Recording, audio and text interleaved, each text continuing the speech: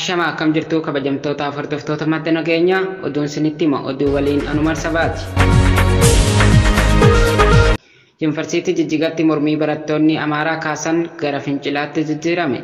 Naannoo Somaalee keessatti kan argamu Yuunivarsiitii Jijjigaatti mormii barattoonni sabaan Amaaraa barattoota Oromoo waliin teenyee hin barannu jechuun mormii kaasaniin gara walitti bu'iinsatti jijjiiramuun miidhaan barattoota irra qaqqabuun beekame.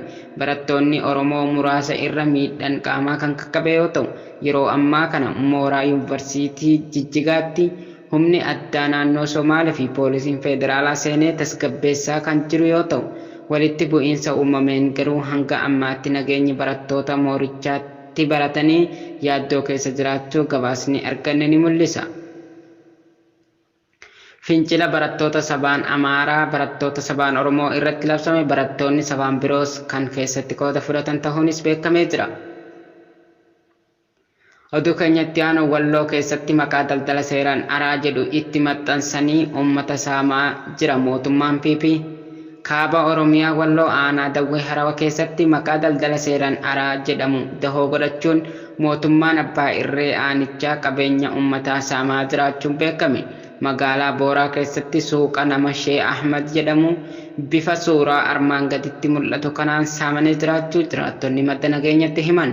Uummanni keenya osoo beelaan rakkachaa jiru faallaa kanaa garuu mootummaan biltiginnaa maqaa uummata keenya hin fakkaanne itti maxxansuun gidirsaa fi saamsisaa garaagaraa irratti raawwachaa jiraachuu jiraattonni komii qaban ibsatanii jiru. Oduu keenya gama birootiin waraanni bilisummaa Oromoo Salaalee fi Ada'aa Bargatti waraana mootummaa irratti tarkaanfii fudhachaa jiraachuu beeksise. Salaalee aanaa warra Jaarsoo magaalaa Hoosee keessatti har'a fulbaana 14 bara 2021 lafa barii jala waraanni bilisummaa Oromoo Onichaa waraana mootummaa irratti tarkaanfii fudhachuu beeksise.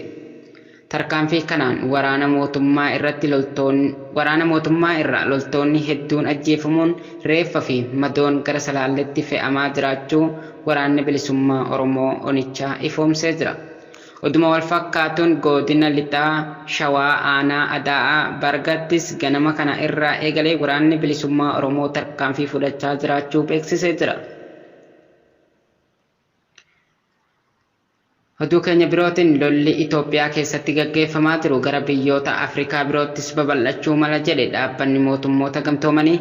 Dhaabbata mootummoota gamtoomaniitti koomishiniin mirga namoomaa yaa'ii waggaa 48ffaa gaggeeffame irratti. Yaa'ii kana irratti haala lola Itoophiyaa keessa fi qabiinsa mirga namoomaa biyyattii irratti mari'atamee jira. Marii kana irratti koomishiniin mirga namoomaa dhaabbata mootummoota gamtoomanii qorannaa Tigraay keessatti gaggeessaa ture ilaalchisuun ibsa bal'aa laatee jira. Lolichi Tigraay fi Itoophiyaa keessa darbee biyyoota Afrikaa kaanittis babal'achuu akka danda'u koomishinichi sodaa qabu ibsee jira. Egaa daawwattoota keenya oduuleen biyya keessaa kana fakkaata. Oduun biyya alaa akka itti aanutti isiniif dhiyaata. Odeeffannoo maddeen alaa irraa arganne. Suudaanitti lolaan lubbuu namoota 80 olii galaafate. Waqtii rooba biyyattii ji'a adoolessaarraa eegalee balaa lolaa Suudaan mudateen namoonni 80 ol ta'an du'uu isaanii aanga'ootni beeksisan. Dubbi himaa mana maree biyyoolessaa siivil diifensi ibsa wiixata kennaniin balaa lolaan namootni 84 du'uu fi 67 miidhamuu himan. Rooba cimaa bu'aa tureen bulchiinsoota jiran 18 keessaa 14 miidhamuu fi manneen 30 ol ta'an manca'uu dubbatan. Midhaanii fi bu'uuraalee misoomaas miidhamuu dubbatan.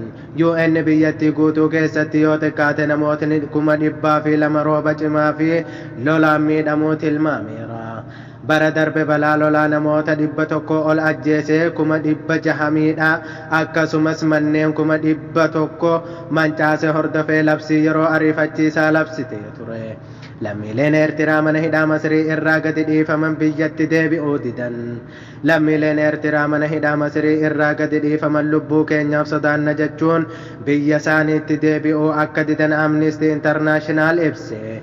garee mirga dhala namaaf quuqamuun beekamu Amnesty International namoota kunneen wabeeffachuun akkas jedhee gabaase. Akkaan sodaanneerra Eertiraatti deebifamna taanaan ajjeechaatu nu eeggata. Amnestiin garee mirga namoomaaf falmu biraa fi rogeeyyii waliin ta'uun akkaataa namoonni kunneen Kibroom Adaanoom Ofgaasgii fi Alam Tasfaay Abrahaam mana hidhaatii ba'uu danda'anii fi osoo sodaa akkanaa qabanii biyyatti deebifamuu hin qaban jechuun duula gaggeessaa turan. Lammiileen Eertiraa kunneen murtii malee waggoota 8 mana hidhaa Masirii keessa turan. Egaa hordoftoota keenya oduun biyya keessaa fi alaa qabannee dhufne kana fakkaata. Oduu kan isin dhageessise ana Oliyyo Oromootii fi Umar Sabaatii gama kutaa teeknikaatiin Muhee Callaan faana ture. Hanga oduu biraatiin walitti deebinutti nagaan tura.